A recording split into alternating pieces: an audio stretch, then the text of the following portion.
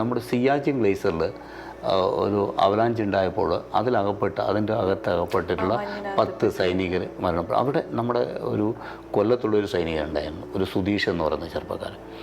ആ ചെറുപ്പക്കാരൻ്റെ വൈഫ് ആ സമയത്ത് പ്രഗ്നൻ്റ് ആയിരുന്നു.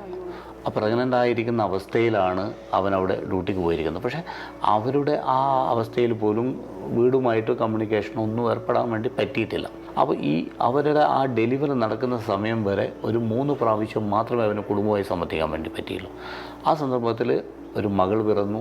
അമ്മയോട് ഫോൺ വിളിച്ചു. അമ്മ പറഞ്ഞു, മകനെ നിനക്കൊരു മകൾ പിറന്നു, നിനക്ക് ആ മകളെ കാണണ്ടേ?